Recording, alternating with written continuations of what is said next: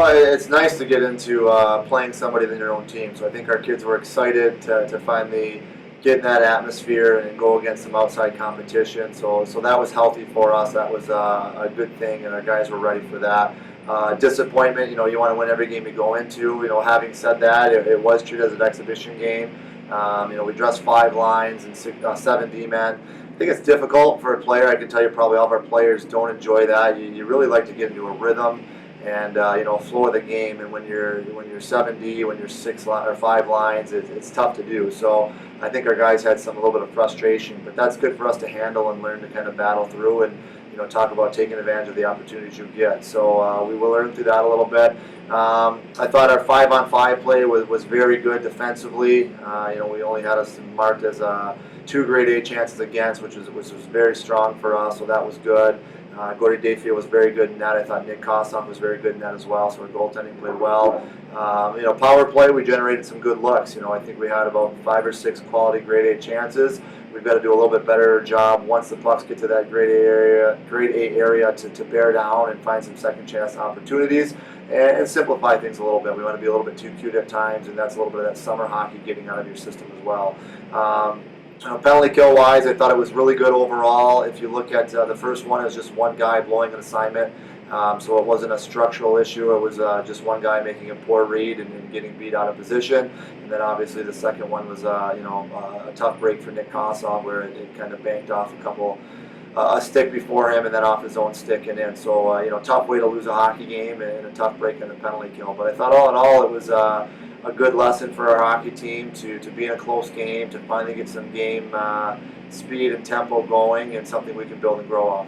Positives, we came out of the gate right off the hop. We're 15 shots to their 2 shots, and then kind of got in penalty trouble, which hurt us. But we haven't practiced too much in special teams, so I think we'll touch up with that this week, and hopefully it's ready for this weekend.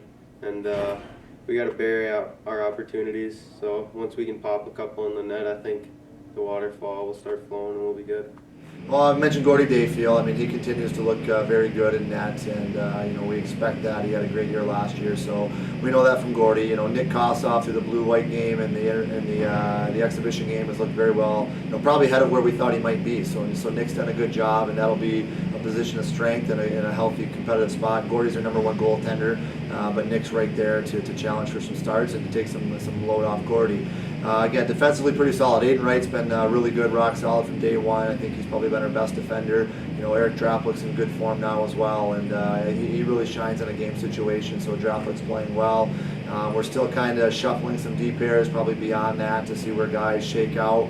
But again, 5-on-5, we didn't give much up, so that was, as a group, it was a very strong performance from our D-core.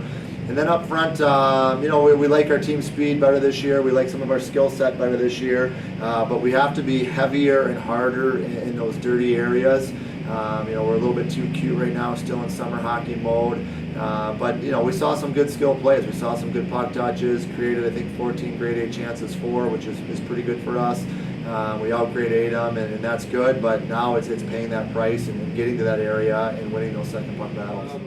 I was trying to just be noticed by the coaches. I mean, I'm still trying to find a spot in the lineup and hopefully make it out to Maine. So I was trying to do everything I could, but play smart. So I wanted to play hard, but play smart as well. Nellis cross ice quickly, thrown down in front. They score, and they tie it up at 2. Gage Torrel bangs it in. I talked to the coaches before I left the beginning of the summer last year, and they kind of gave me some expectations to what they want to see in me this year, and I've been trying the best I can to work hard and work out and try and transform my body to the best of my ability, so I can help the team in every way. And it's just a couple lucky bounces for me in the first couple games here, but it really doesn't mean anything till this weekend when the season actually starts going. So hopefully I can keep it going. He knocked it down. It's held in now by the gold team.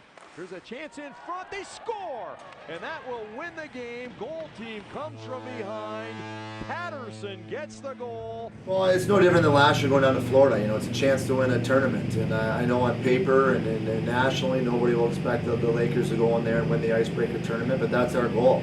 Same thing down in Florida last year. Jeff Jackson made the comment in the championship game that everybody thought Lake State and Notre Dame would be playing, but they didn't think it'd be in the championship game. So we've got to go in there and find a way to beat one of the best teams in the country in North Dakota. I don't think we'll see a better D core all year long. Maybe a couple that come close, but their D core in particular is as good as there is in the country. Just a very, very tough challenge. Not only to find ways to create offense against that good D core, but to limit their offense. They're so deadly in the offensive zone as well. So it's a huge challenge that way, and we'll have our hands full that way. They're breaking in some new goaltenders, so we'll see which way they go in net there. And then their forward group is also very strong, but that D core really shines.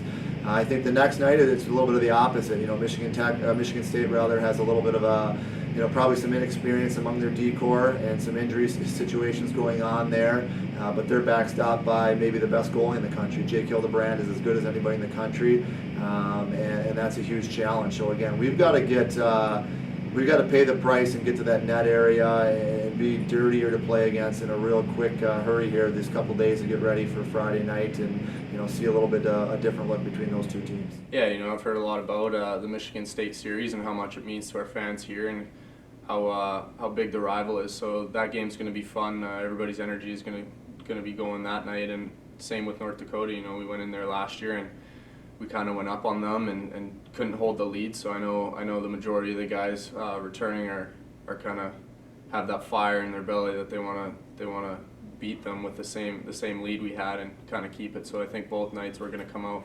especially since it's the first game of the series or first game of the seasons rather. Everybody's going to be going as crazy as they can. Yeah, well, and a lot of people know Michigan State here. Like you mentioned, the old CCHA rivalry, and I think it's something our fans get excited about, and we're excited. It's a special program to me, and having 2 degrees, met my wife there.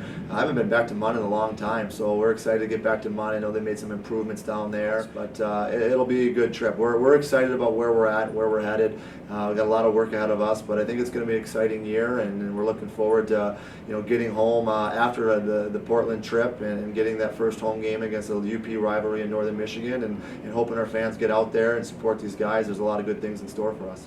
Nellis, and in they go, score! They tie it up right there. Austin McKay, he can shoot the puck.